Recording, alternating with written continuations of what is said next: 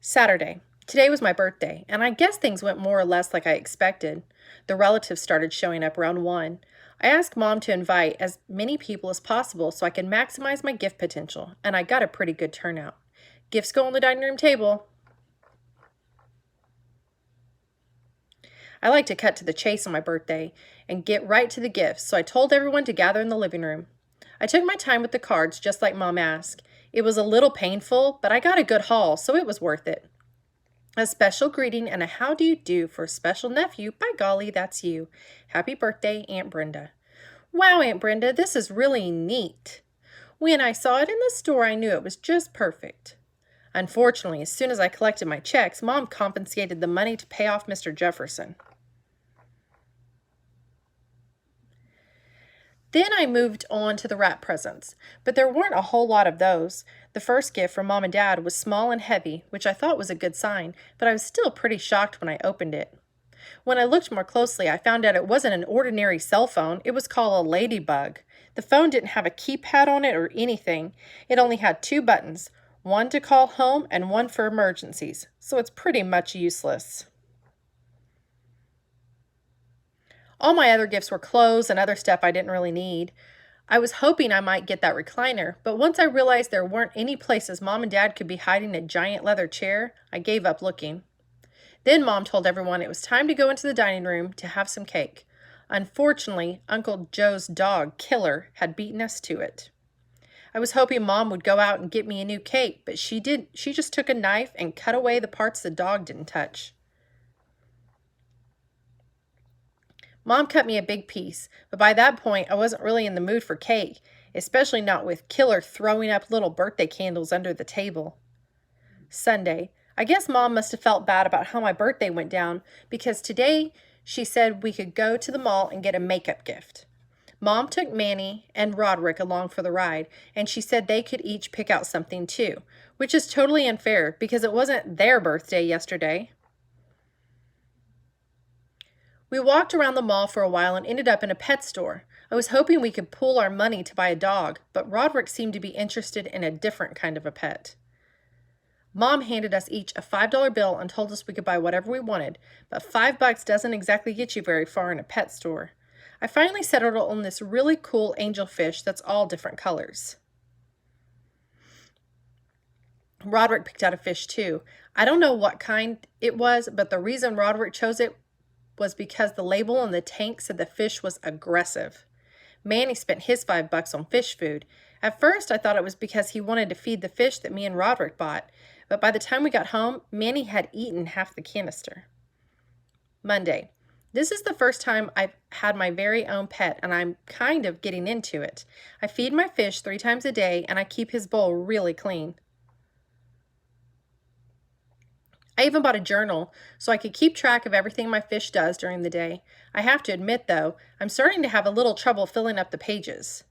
I asked Mom and Dad if we could buy one of those aquariums to get a ton of fish to keep my little guy company, but Dad said that aquariums cost money and maybe I could ask for one for Christmas.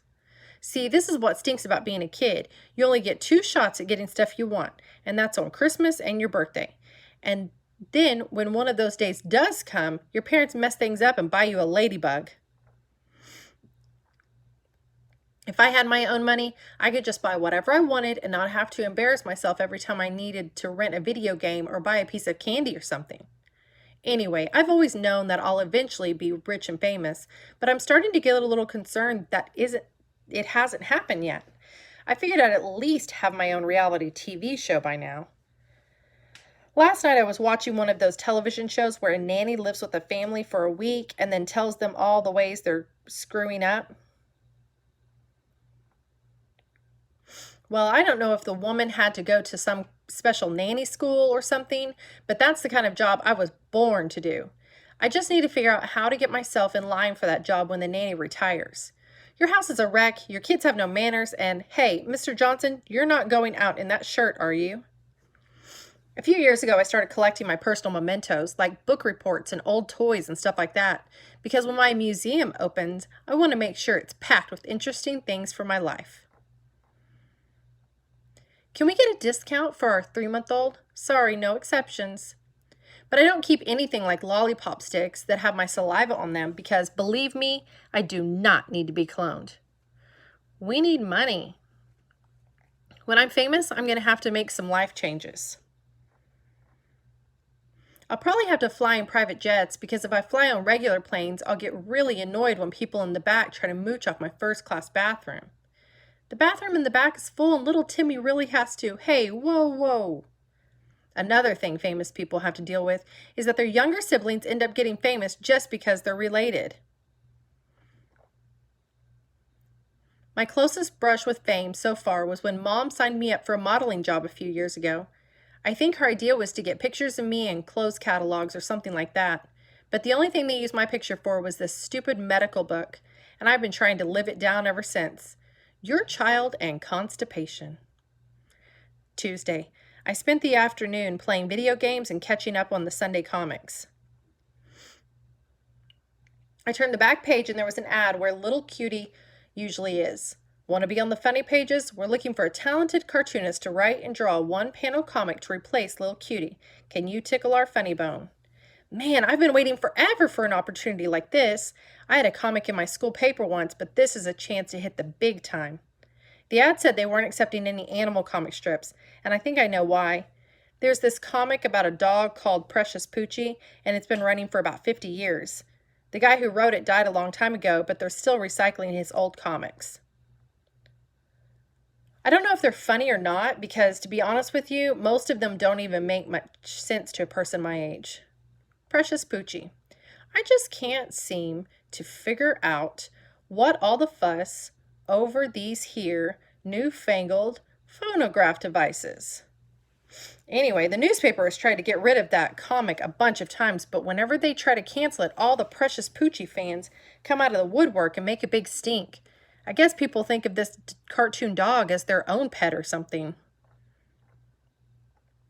The last time they tried to cancel Precious Poochie, 4 busloads of senior citizens from Leisure Towers showed up at the newspaper offices downtown and didn't leave until they got their way. Saturday. Mom was acting extra cheery this morning, and I could tell she had something up her sleeve. At 10, she said we all needed to get in the station wagon, and when I asked her where we were going, she said it was a surprise. I noticed Mom had packed sunscreen and bathing suits and stuff in the back of the station wagon, so I thought we must be headed for the beach.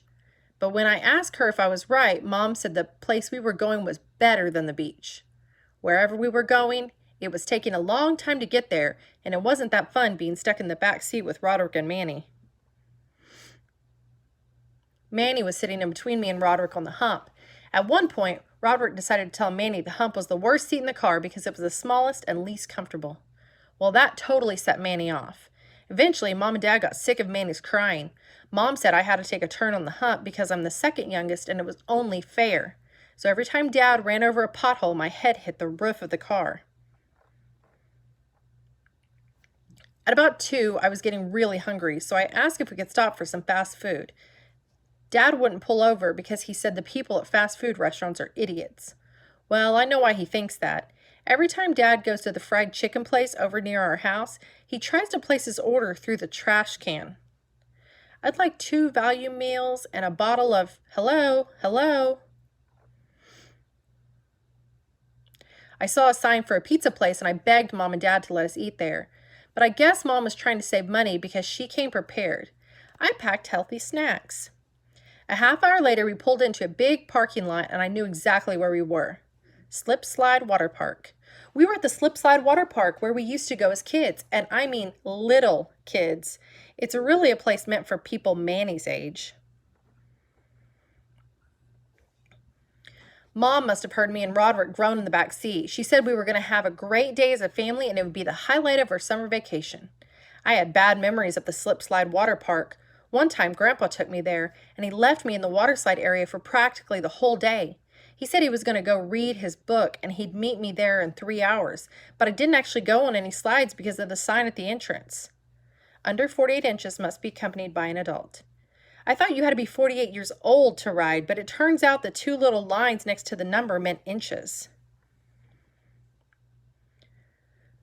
So I basically wasted my day waiting for Grandpa to come back and get me, and then we had to leave.